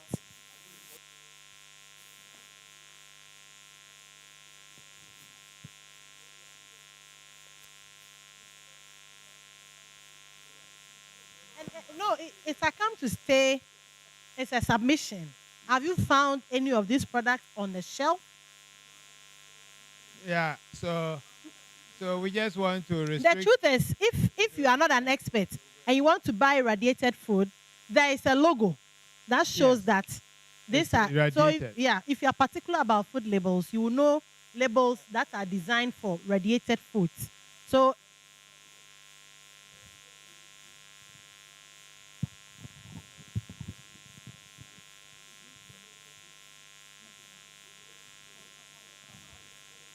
yeah, Okay. the reason why I'm asking this is that today's presentation, Yes. we've had series of presentation, and this one Not mention GMO. is showing light on nuclear techniques. And this nuclear techniques is what we are focused on and its impact on our agri-food systems. The issue of GMO is a different conversation for another day. And I ask because if you have seen any of these GMO products on the market and you have purchased any, then we can continue with the conversation on GMO. But once you don't have it and it's outside our presentation, fortunately, we will see you back door and help you to answer your question. Thank you very much. Yeah, I think the moderator has done well. Our focus now is about nuclear.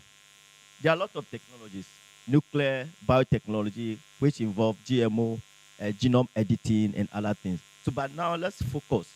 When we are organizing program in that area, please come. We'll explain things to you. Thank you very much. Yes, we'll be having a lot of education. So this series, so please keep your question for our next presentation that will highlight on genetically modified foods. I'm sorry, but thank you very much. Panelists, we will take your final words because we have to upstairs for the exhibition and also taste Binari special jollof from our product developers. So, Dr. Oklu, I'll begin from your final. Thank you, moderator. My final point is that Atom for Food is a good initiative by the IAEA and FAO. And now that Ghana is involved, let us all be part of this initiative. Let us make sure that we use nuclear techniques to enhance food productivity, food safety, and provide nutritious food for us all, so that everybody can have access to nutritious and safe food. Thank you very much. Thank you. Prof. Salia. Well, with development and with current development and rising population, atoms for food is the way to go because it will provide faster and bigger outcomes. Thank you very much. Mr. Dujenfi.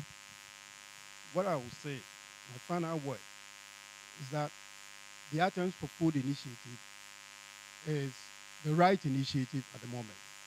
We know the agency has been in existence for 60 years supporting food and agri. But there are new and emerging challenges, and that is to do with the food system. So going forward, we need to get more resilient food systems. Therefore, using nuclear techniques offers us the opportunity to improve the resilience of our food systems to ensure safe food and nutritious food is available to our people. Thank you very much. Thank you very much to all our panelists. It's been an interesting discussion. We could go on, but because of time, we have to end. And the important take home is our Atoms for Food. We are all in for this initiative, and Binari, as a collaborating center for this project, will help to harness the advantage of nuclear techniques and advanced technologies to enhance our food productivity, both crops and livestock. Thank you very much. Please, let's do it better for them as they join us.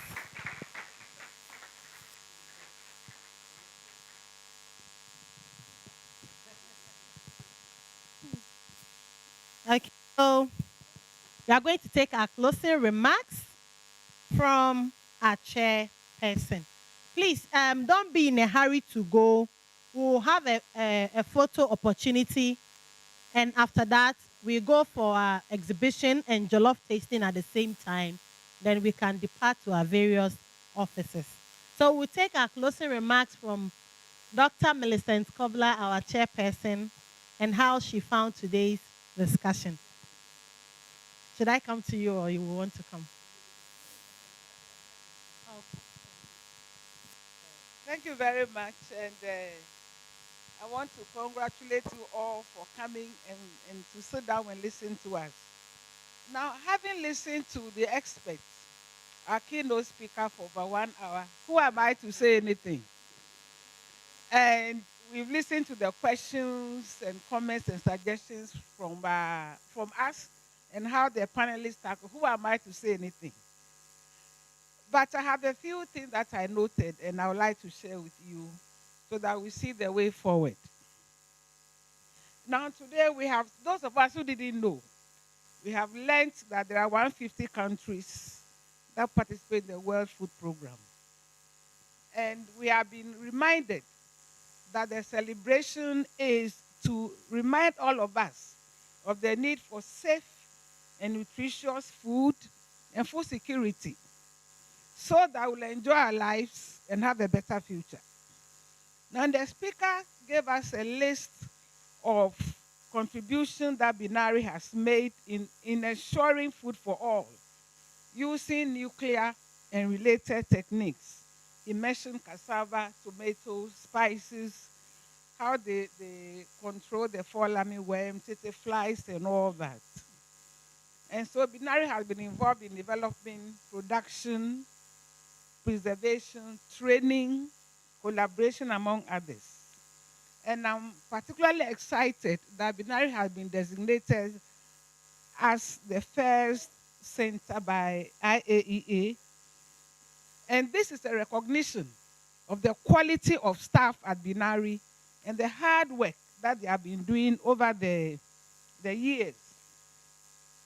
And I hope that Binari will expand and overcome the challenges as they participate in the Atoms for Food initiative, which also means that they have to work harder build on their technical capacity, infrastructure, and many, many things. Our speaker gave recommendations to the government, the private sector, and the R&D institutions. And he concluded by saying that there are benefits and challenges in participating in the atoms for food. And he also mentioned the need to educate everybody on what it means when we say atoms for food. I mean, when you hear atom, the first thing that comes to mind are all kinds of things. You know, what do we really mean? And he stressed on the need for education, and he actually clarified the meaning of atoms for food and the safety of nuclear techniques. Now, there is no doubt that in the 30 years that binary has existed, they've achieved so much. And I think it would be good at this time to applaud the hard work, resilience, and dynamism of the director and the staff of Binary. And I'm happy that the DJ is still here. And he's still here. And I'm sure when things come out to his table, he's always been doing wonderful things for them. And I know it's going to continue. Now, if you want Binary to do better than it is doing, it means that they have to roll up their sleeve, make more noise. But then how do they make the noise? We have to determine how to make the noise. And they must find ways to generate their own income. Because, as our speaker alluded to, and as most of us know, most of us in the science environment, we usually get our funding sources from outside. And those do not help much because they have their own agenda and objectives. So when they give you money, you usually have to do what they want. And so we've been carrying out research, but you don't seem to be making much impact. So Binary has an opportunity to generate funds by commercialization. They've been doing it, but they could do more. They may have community engagement or maybe even have periodic floats to let people know what they do here and how people can assist and what we really mean when we talk on nuclear techniques in ensuring food security so that we all get our preferences, as Professor Salia said. You don't just need you don't just need to have food, but you need to have your preference, what you like. And that is the essence of all these things that Binary has been doing. And on this note, I want to thank the director again and his staff for their resilience and dynamism. And please go on, and we're always available to assist when called upon. Thank you very much. Thank you so much, Dr. Millicent Kobler. So, at this point, we'll take the vote of thanks. And once the vote of thanks comes in, it means we are almost done. We are at the final stage. And before the vote of thanks, we'll be taking one quiz. So I'm going to come to just two people to tell me their take home, what they are taking home. So when I come to you, I'm sorry. Forgive me if you bear grudges for coming to you. So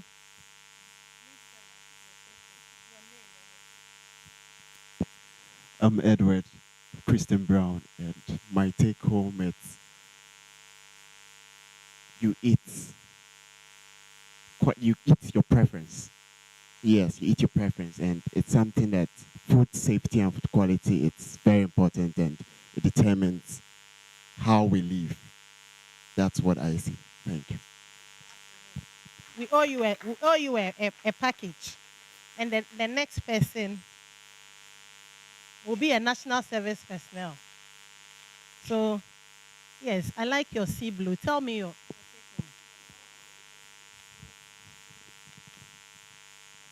My name is Abdul Shakur, and what I'll be taking home is that nuclear techniques are good, and in as much as other people think they are used for making weapons, but then they can be used to improve food and then also help to preserve food for long periods of time.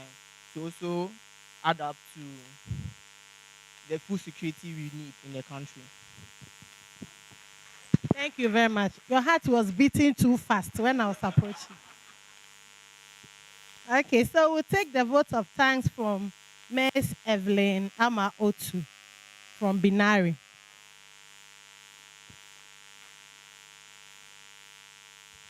Thank you. Thank you.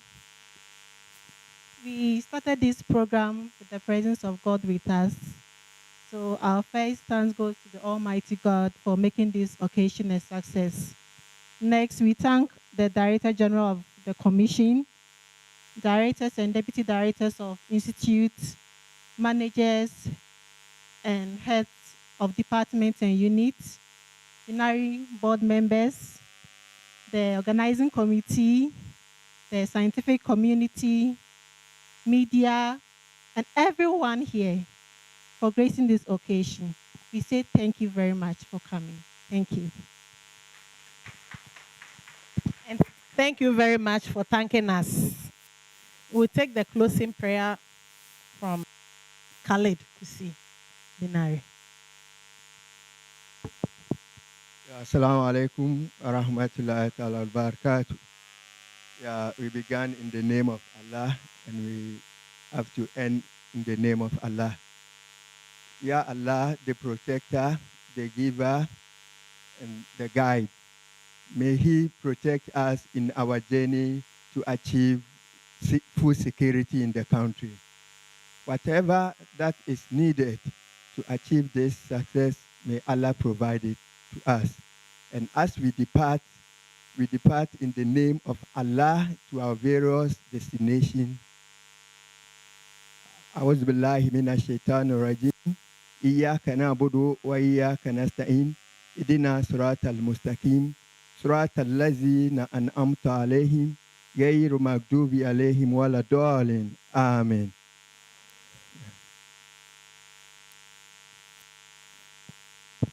Thank you very much for coming. Please, we'll be taking the photo outside, but the first one will be taken by the panelists. We'll take with the panelists and the Director General here. Then all of us can go outside to continue.